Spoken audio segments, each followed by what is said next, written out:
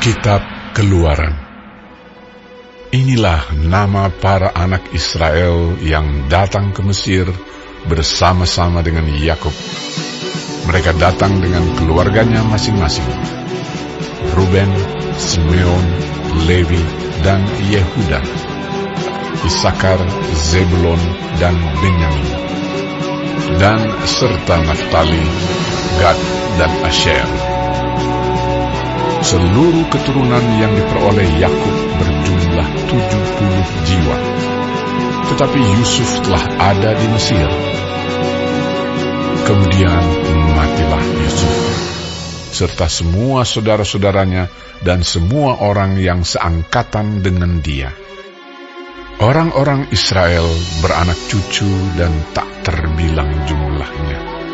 Mereka bertambah banyak dan dengan dahsyat berlipat ganda, sehingga negeri itu dipenuhi mereka. Kemudian bangkitlah seorang raja baru memerintah tanah Mesir yang tidak mengenal Yusuf. Berkatalah raja itu kepada rakyatnya, "Bangsa Israel itu sangat banyak dan lebih besar jumlahnya daripada kita. Marilah kita bertindak dengan bijaksana terhadap mereka, supaya mereka jangan bertambah banyak lagi. Dan jika terjadi peperangan, jangan bersekutu nanti dengan musuh kita dan memerangi kita, lalu pergi dari negeri ini." Sebab itu pengawas-pengawas Rodi ditempatkan atas mereka untuk menindas mereka dengan kerja paksa. Mereka harus mendirikan bagi Firaun kota-kota terbekalan, yakni Pitom dan Raamses. Tetapi makin ditindas, makin bertambah banyak dan berkembang mereka, sehingga orang merasa takut kepada orang Israel itu. Lalu dengan kejam orang Mesir memaksa orang Israel bekerja dan memahitkan hidup mereka dengan pekerjaan yang berat, yaitu mengerjakan tanah liat dan batu bata dan berbagai-bagai pekerjaan di padang. Ya, segala pekerjaan yang dengan kejam dipaksakan orang Mesir kepada mereka itu. Raja Mesir juga memerintahkan kepada bidan-bidan yang menolong perempuan Ibrani, seorang bernama Sifra dan yang lain bernama Pua, katanya, "Apabila kamu menolong perempuan Ibrani pada waktu bersalin, kamu harus memperhatikan waktu anak itu lahir. Jika anak laki-laki, kamu harus membunuhnya. Tetapi jika anak perempuan, bolehlah ia hidup." Tetapi bidan-bidan itu takut akan Allah dan tidak melakukan seperti yang dikatakan Raja Mesir kepada mereka, dan membiarkan bayi-bayi itu hidup. Lalu Raja Mesir memanggil bidan-bidan itu dan bertanya kepada mereka, "Mengapakah kamu berbuat demikian, membiarkan hidup bayi-bayi itu?" Jawab bidan-bidan itu kepada Firaun, "Sebab perempuan Ibrani tidak sama dengan perempuan Mesir, melainkan mereka kuat. Sebelum bidan datang, mereka telah bersalin." Maka Allah berbuat baik kepada bidan-bidan itu. Bertambah banyaklah bangsa itu dan sangat berlipat ganda. Dan karena bidan-bidan itu takut akan Allah, maka ia membuat mereka berumah tangga. Lalu Firaun memberi perintah kepada seluruh rakyatnya, "Lemparkanlah segala anak laki-laki yang lahir bagi orang Ibrani ke dalam sungai Nil. Tetapi segala anak perempuan biarkanlah hidup."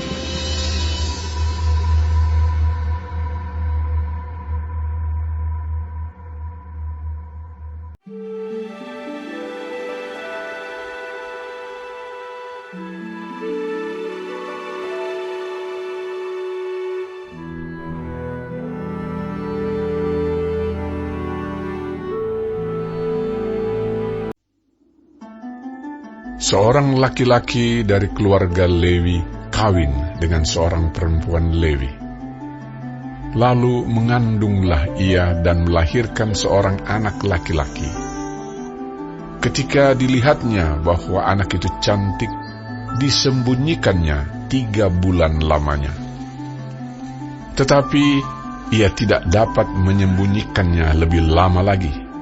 Sebab itu diambilnya sebuah peti pandan, dipakalnya dengan gala-gala dan ter, diletakkannya bayi itu di dalamnya, dan ditaruhnya peti itu di tengah-tengah teberau di tepi sungai Nil. Kakaknya perempuan berdiri di tempat yang agak jauh untuk melihat apakah yang akan terjadi dengan dia. Maka datanglah putri Firaun untuk mandi di sungai Nil, sedang dayang-dayangnya berjalan-jalan di tepi sungai Nil. Lalu terlihatlah olehnya peti yang di tengah-tengah teberau itu. Maka disuruhnya hambanya perempuan untuk mengambilnya. Ketika dibukanya, dilihatnya bayi itu, dan tampaklah anak itu menangis.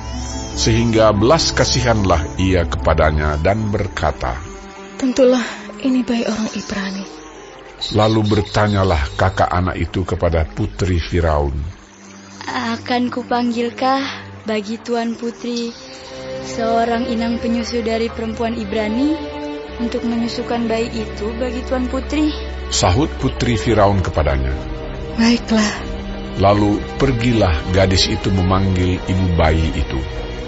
Maka berkatalah putri Firaun kepada ibu itu, Bawalah bayi ini, dan susukanlah dia bagiku, maka aku akan memberi upah padamu.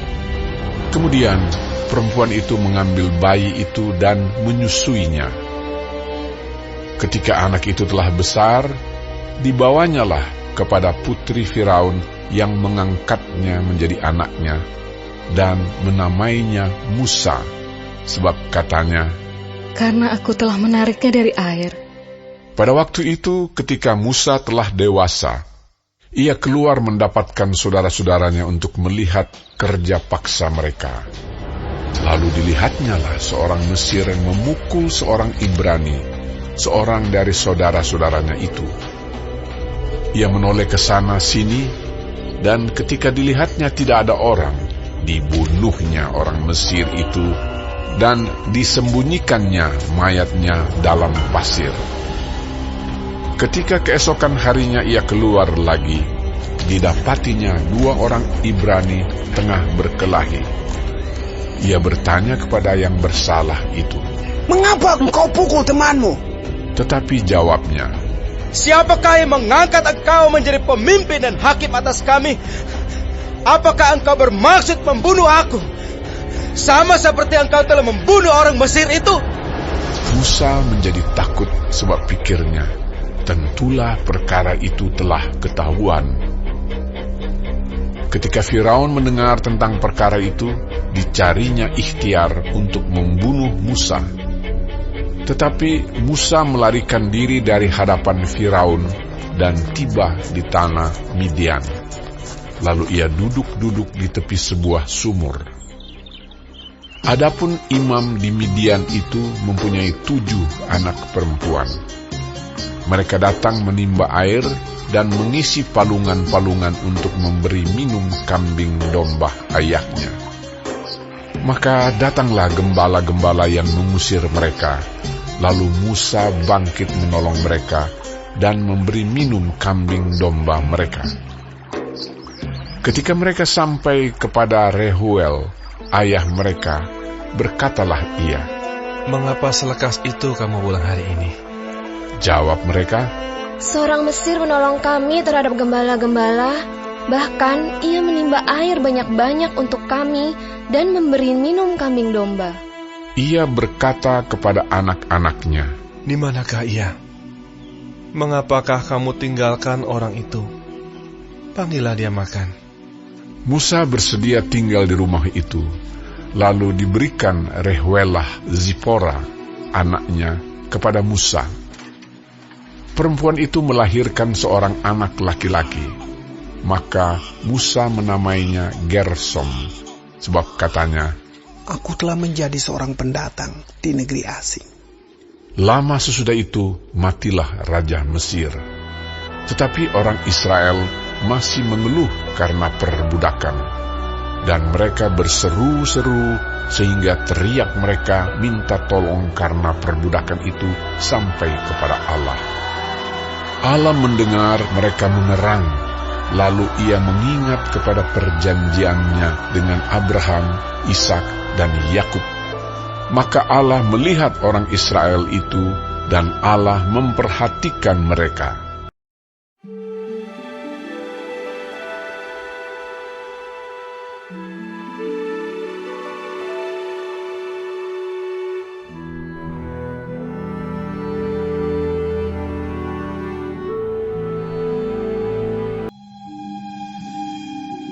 Adapun Musa, ia biasa menggembalakan kambing domba Yitro, mertuanya, imam di Midian.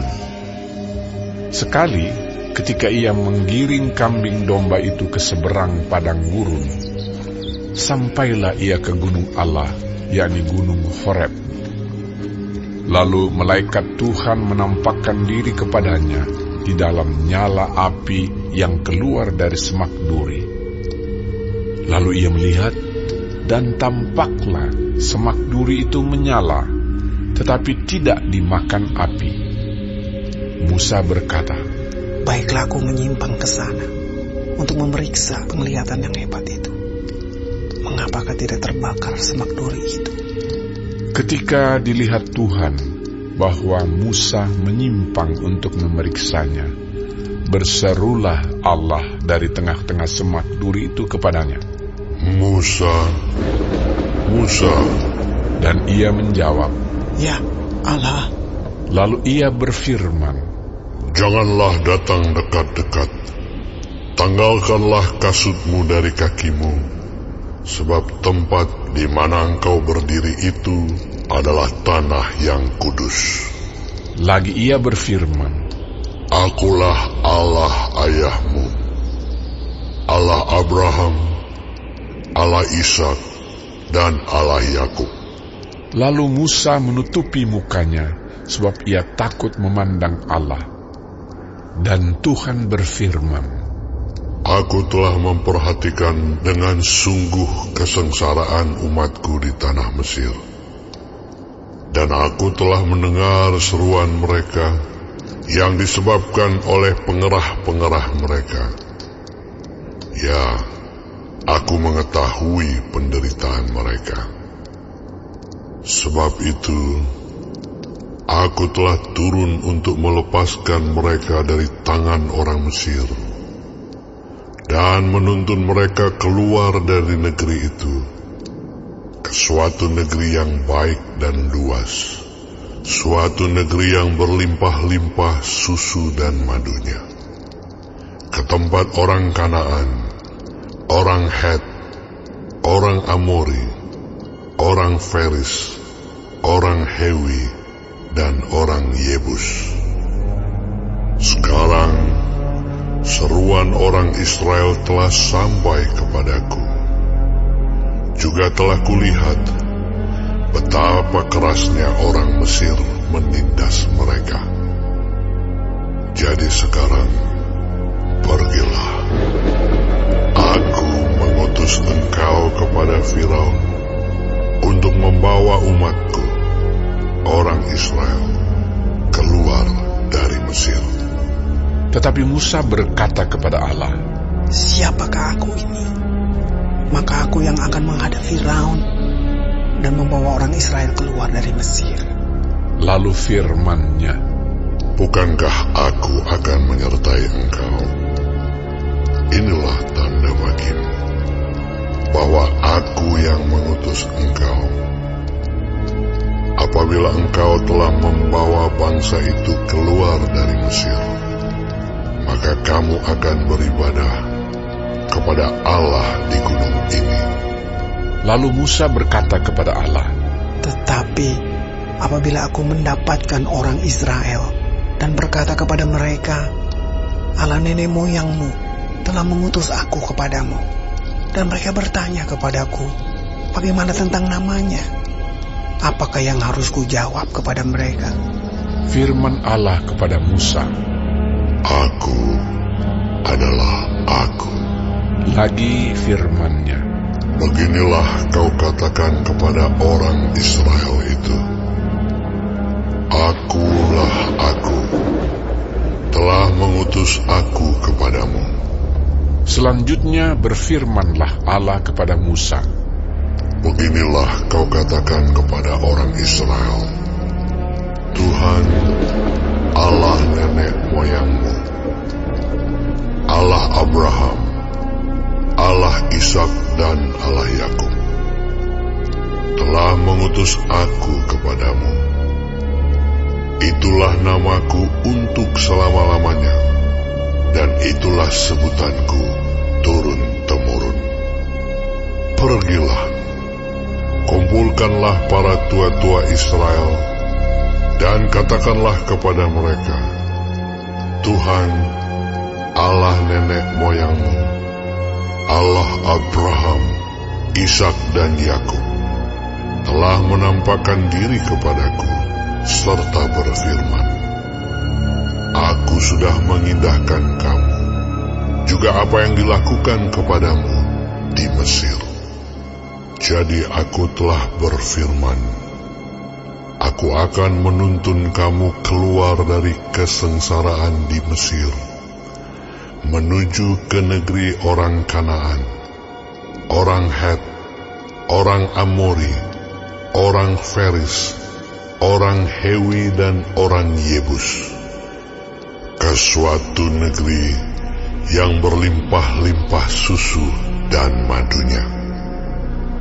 Dan bila mana mereka mendengarkan perkataanmu, maka engkau harus beserta para tua-tua Israel pergi kepada Raja Mesir, dan kamu harus berkata kepadanya, Tuhan, Allah orang Ibrani, telah menemui kami. Oleh sebab itu, izinkanlah kiranya kami pergi ke padang gurun 3 hari perjalanan jauhnya untuk mempersembahkan korban kepada Tuhan Allah kami. Tetapi aku tahu bahwa Raja Mesir tidak akan membiarkan kamu pergi, kecuali dipaksa oleh tangan yang kuat.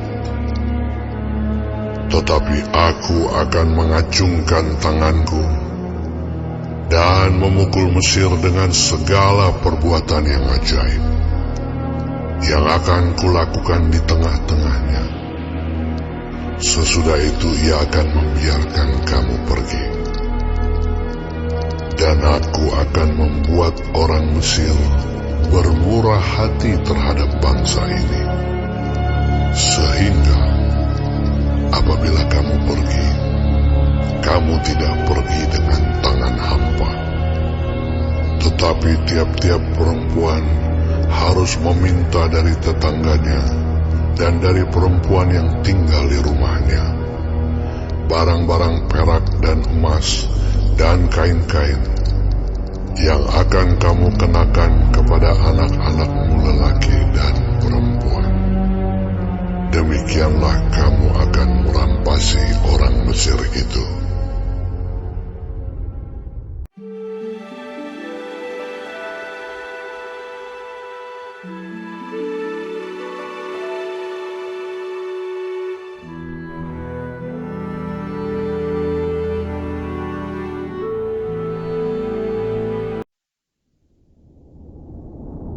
Lalu sahut Musa, Bagaimana jika mereka tidak percaya kepadaku dan tidak mendengarkan perkataanku, melainkan berkata, Tuhan tidak menampakkan diri kepadamu?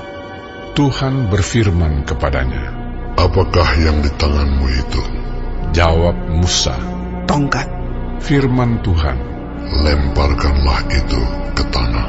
Dan ketika dilemparkannya ke tanah, maka tongkat itu menjadi ular, sehingga Musa lari meninggalkannya. Tetapi firman Tuhan kepada Musa, ulurkanlah tanganmu dan peganglah ekornya. Musa mengulurkan tangannya, ditangkapnya ular itu, lalu menjadi tongkat di tangannya. Supaya mereka percaya bahwa Tuhan, Allah nenek moyang mereka, Allah Abraham, Allah Ishak, dan Allah Yakub telah menampakkan diri kepadamu.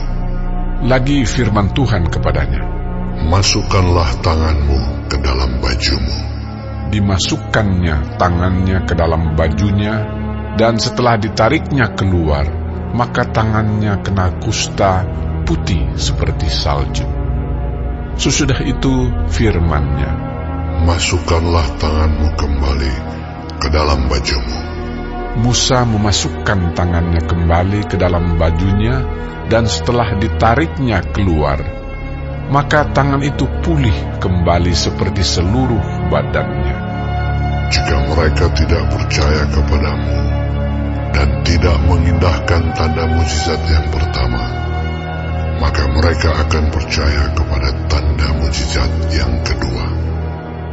Dan jika mereka tidak juga percaya kepada kedua tanda mujizat ini dan tidak mendengarkan perkataanmu, maka engkau harus mengambil air dari sungai Nil dan harus kau curahkan di tanah yang kering. Lalu air yang kau ambil itu akan menjadi darah di tanah yang kering itu. Lalu kata Musa kepada Tuhan, Tuhan, aku ini tidak pandai bicara, dahulu pun tidak, dan sejak engkau berfirman kepada hamba-Mu pun tidak. Sebab aku berat mulut dan berat lidah. Tetapi Tuhan berfirman kepadanya, siapakah yang membuat lidah manusia? Siapakah yang membuat orang bisu atau tuli? Membuat orang melihat atau buta? Bukankah aku, yakni Tuhan? Oleh sebab itu, pergilah. Aku akan menyertai lidahmu dan mengajar engkau apa yang harus kau katakan. Tetapi Musa berkata, Tuhan, utuslah kiranya siapa saja yang patut kau utus. Maka bangkitlah murka Tuhan terhadap Musa, dan ia berfirman, bukankah di situ Harun, orang Lewi itu kakakmu? Aku tahu bahwa ia pandai bicara. Lagi pula ia telah berangkat menjumpai engkau. Dan apabila ia melihat engkau, ia akan bersuka cita dalam hatinya. Maka engkau harus berbicara kepadanya dan menaruh perkataan itu ke dalam mulutnya. Aku akan menyertai lidahmu dan lidahnya, dan mengajarkan kepada kamu apa yang harus kamu lakukan. Ia harus berbicara bagimu kepada bangsa itu. Dengan demikian ia akan menjadi penyambung lidahmu, dan engkau akan menjadi seperti Allah baginya. Dan bawalah tongkat ini di tanganmu, yang harus kau pakai untuk membuat tanda-tanda mujizat. Lalu Musa kembali kepada mertuanya Yitro serta berkata kepadanya, izinkanlah kiranya aku kembali kepada saudara-saudaraku yang ada di Mesir, untuk melihat apakah mereka masih hidup. Yitro berkata kepada Musa, pergilah dengan selamat. Adapun Tuhan sudah berfirman kepada Musa di Midian, kembalilah ke Mesir, sebab semua orang yang ingin mencabut nyawamu telah mati. Kemudian Musa mengajak istri dan anak-anaknya lelaki, lalu menaikkan mereka ke atas keledai, dan ia kembali ke tanah Mesir, dan tongkat Allah itu dipegangnya di tangannya. Firman Tuhan kepada Musa, pada waktu engkau hendak kembali ini ke Mesir, ingatlah, supaya segala mujizat yang telah kuserahkan ke dalam tanganmu, kau perbuat di depan Firaun. Tetapi aku akan mengeraskan hatinya, sehingga ia tidak membiarkan bangsa itu pergi. Maka engkau harus berkata kepada Firaun, beginilah firman Tuhan, Israel ialah anakku, anakku yang sulung. Sebab itu aku berfirman kepadamu, biarkanlah anakku itu pergi, supaya ia beribadah kepadaku. Tetapi jika engkau menolak membiarkannya pergi, maka aku akan membunuh anakmu, anakmu yang sulung. Tetapi di tengah jalan, di suatu tempat bermalam, Tuhan bertemu dengan Musa dan berikhtiar untuk membunuhnya. Lalu Zipora mengambil pisau batu, dipotongnya kulit katan anaknya, kemudian disentuhnya dengan kulit itu kaki Musa sambil berkata, Sesungguhnya engkau pengantin darah bagiku. Lalu Tuhan membiarkan Musa, pengantin darah, kata Zipora waktu itu, karena mengingat sunat itu. Berfirmanlah Tuhan kepada Harun, pergilah ke padang gurun menjumpai Musa. Ia pergi dan bertemu dengan dia di gunung Allah, lalu menciumnya. Kemudian Musa memberitahukan kepada Harun segala firman Tuhan yang disuruhkannya kepadanya untuk disampaikan dan segala tanda mujizat yang diperintahkannya kepadanya untuk dibuat.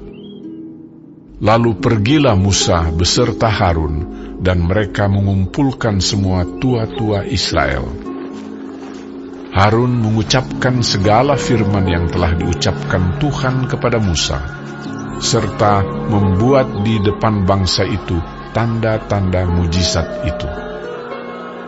Lalu percayalah bangsa itu. Dan ketika mereka mendengar bahwa Tuhan telah mengindahkan orang Israel dan telah melihat kesengsaraan mereka, maka berlututlah mereka dan sujud menyembah.